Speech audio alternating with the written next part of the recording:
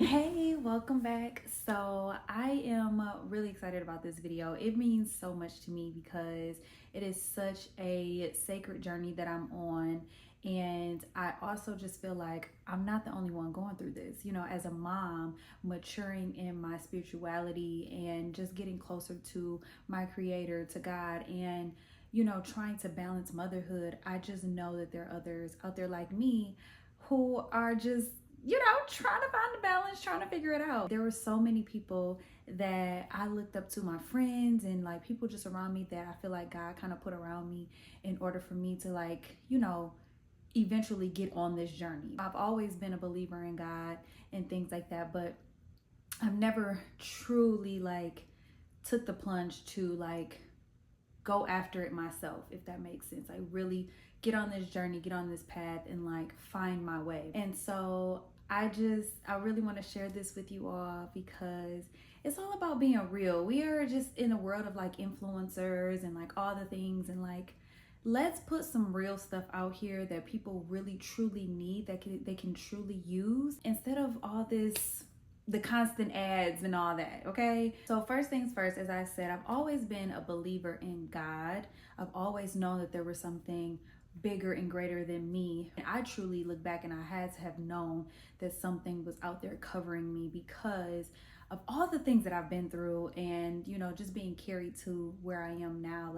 I know it was bigger than me because, baby, listen, not folding as many times as I should have, or being lost, and just finding my way in life, right? I just know that there was something guiding me because it was too easy to lose myself. It was too easy to just go a different direction, but something always brought me back. So I've always been a heavy believer in God, but I did not grow up in the church. It could have been because we didn't have a car, or just different beliefs that my mom had, or what have you, things that we'll touch on that later. But the main thing is I didn't go. I've been to church plenty of times, but I just did not go consistently. Everything I knew about God came from my mother. She was really into her Bible, really into the word. She was really into feeding herself spiritually and just, trying to teach me about God. And to be honest, for us to not go to church consistently, again, that being embedded in me, with different sources and whatnot, she did a pretty good job. It definitely, again, taught me to live beyond myself and understand that there is something over me and watching me. That's where that came from. Those teachings came from, right? So I do appreciate that. What I will say is not having my own sources of feedings and teachings of the word outside of her. It just kind of made me rely a lot on everything that she said, because it's my mom, right? So I'm going to believe what my mom tells me and not even question it. Whereas on my own, not critically thinking on my own about these subjects and about these teachings and whatnot, it kind of, I feel like, hindered me in a way, especially because I received a lot of these teachings from my mom in almost like a fearful kind of way. That wasn't her intention at all. I won't ever put that on her, but that is how I interpreted it, how I perceived it. It kind of made me afraid almost, and not in a God-fearing way, but more so in a paranoid type of way.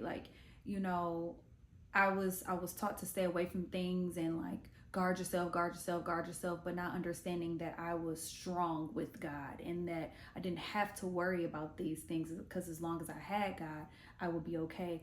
And I do believe that we had those conversations, but I don't think that it was as a child, I don't think that was something that we talked about enough.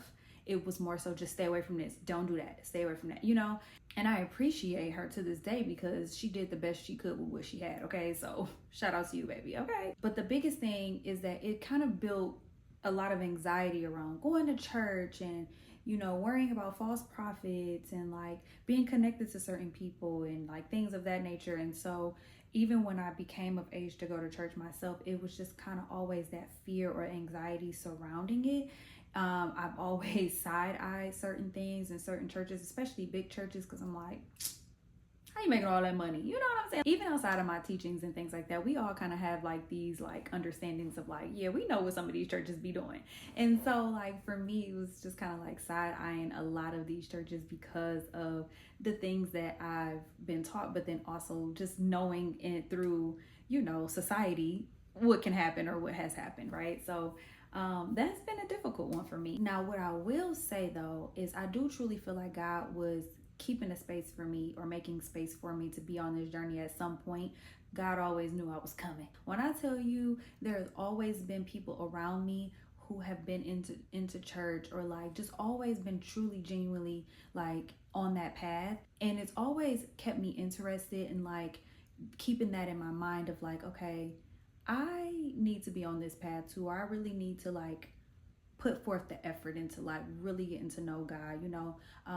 And I think that obviously goes into like who you have around you is so important, because you know, when you open yourself up to other people and they influence you and things like that, like you want it to be for good things. You want it to be for things that feed your soul, right? So I truly am happy that I surrounded myself with the right type of people, or even if I didn't surround myself with them people, they were just always around, you know what I mean? So I'm just thankful for that. Now, the first time I felt like I needed to begin finding my own way was college, because in college I was a wreck, okay? I was a hot mess, and like not in a way where I was just kind of like, you know, out here doing too much or whatever. It was just more so like I was away from what I believe was home for the first time, what I've always known to be home, because I really didn't have a home really to go back to. But you know, it was my first time being away from what was familiar. I didn't really have a support system. I didn't really have people I could call on. And I really needed guidance and I really needed love. And you know, there have been so many times in college where I kind of like cried out for attention or cried out for love, and just kind of like really, you could just really tell that I was going through some stuff, you know. And then not to mention, there were so many instances of like trauma that has occurred in the past that was like kind of manifesting, and like, you know, now that I'm a young adult and understanding a lot of the things that I went through, it kind of like started to bother me. And I really just felt like I was lost. And on top of all of that, now I have this burden or this pressure of like, if this doesn't work out, what do? I have to do good in school. Like I have to finish. I have to create a life for myself, because if this does not work out, like literally back down 96 I go. Okay, that was the main highway for our school back to the city. Back down the road I go, okay, to the city, and I don't know what I'm gonna do. I don't know what I'm gonna become, who I'll be. Just having all of that, at, you know, 18 years old, young adult, barely had any like for real guidance. It was tough, you know. And I don't want to sit here, I don't want to discredit any of the things that my mom did, because I don't ever want her to see this video and be like, girl, I didn't did. My mama was a single mom. She did the best she could. My mama worked all the time, okay? My mama didn't play about working and providing for her kids, but she needed help, you know what I mean? Like as a parent now, raising my children with, you know, in a two-parent household and things like that, like there were so many things that we missed out on growing up. And like I said, my mom did her best, you know. She kept food on the table, she made food, homemade food all the time. I don't know how she did it, went to work all day, came home, baby, and it was food on the table, all right? And I mean home cooked food, okay? And not only that, but then you taught me about God. You did what you was supposed to do. But I just know now, like looking back, you know, she was a single mom of 3. That was rough. I needed more. And my mom, because my mom was working all the time, and I was at home by myself quite a bit because my sister was older, she moved away, and my brother passed away. It was just me a lot of the time, like from age like 12 and up, it was just me. So, and those are crucial times, I feel like, where I needed to like really kind of like have that guidance and have people kind of around me. Like I said, my mom and I, we had those conversations here and there, but you need, like, kids at that age need people to be on them, you know. And so a lot of the things, again, as I got older and, you know, I was in college, it just kind of, things started piling up and started to come to surface, and like it was bothering me. So I remember one time my roommate in college, shout out to you, boo, you know who you are, she invited me, her and her boyfriend invited me to go to church. I was like, all right, we're gonna do this. When I got up that morning, I was like, I do not want to go. What did I commit myself to? Now I'm feeling bad because I'm like, if I don't go, now God gonna be mad at me. But I really don't know if I'm ready for this. It was like early in the morning. In college, nobody wakes up early in college, okay? At least I didn't. I was just like, I do not want to go. But when they were about to leave out, something just kept pulling at me like, girl, you better get up and go. You better get up and go. You better get up and go. And I got up and went. I got dressed like real quick and I was like, all right, I'm gonna go. So I went. And while we were there, they were calling people to be saved and things like that, calling people to the altar. And they were just like, it's one more person out there. It's one more person out there. Just one more person. We know you want to come up, but you're afraid, but it's okay. Just come on up. And y'all, that person was me. I went and took my butt up there to that altar, and I don't know, like a burden lifted up off of me, or like just a weight, just something lifted. And I was just like, it was me. Like, that God did this for me. I remember gleaming in the car on the way back to the dorms and called my mom, and I was like, I just got saved, and things like that. It gave me the information for the baptism and stuff, and I didn't go back to get baptized. I actually never even went back to that church, sad to say. But in that moment, I had a realization through all the things that I was going through in college that God was something that I needed, and I needed to find my way at some point. And so just the door opened for me, and I was so thankful for that. So fast forward to when I graduated college, you guys, I did not have a job. I didn't know what I was gonna do. I would kind of slipped into a depression, and thinking about the goodness that I felt in that moment when I got saved, I was like, that's what I need to revert back to. So my mom had gave me a Bible that I took to school with me, and I had been sitting on it for a while. Never I feel like I opened it here and there, but I challenged myself to read the Bible from cover to cover. And I didn't get past Genesis, I'm not gonna lie, okay?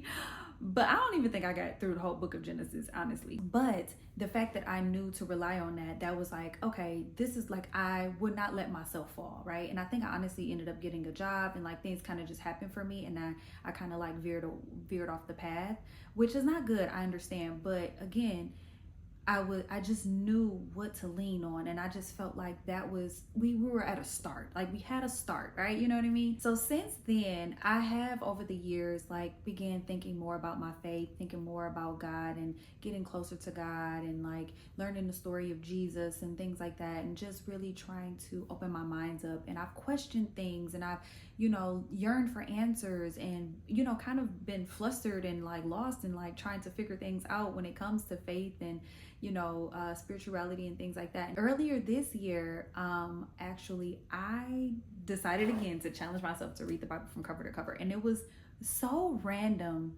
that I just picked up the Bible and just started reading. This happened back in I want to say May I started, and I kept it all the way up and throughout my birthday, which is in July. Even now, I'm still reading it. I've made it through the first 5 books of the Bible, reading, from cover to cover. I'm trying to do it, y'all. I'm sticking to it. I'm just really proud of myself because I have already made so many different changes, and I've found so many different answers I've always had questions to. It just feels really, really good. But it does come with its own level of difficulty, because being a mother, I'm already a mother. I already have children. I have a child that's 10 years old. I've been with my husband for 15 years.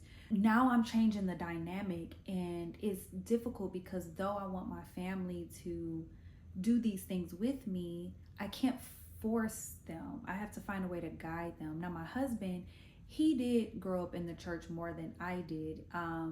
He's been to Bible studies and all the things, and but he's on his own path of spiritual growth and his own journey and things like that. But now I'm just kind of like, oh, we got to do this, and we can't eat this, and we can't celebrate this and that, and these are now the new questions that I have, and the new obstacles that I am facing, that I'm just like, okay, what do I do?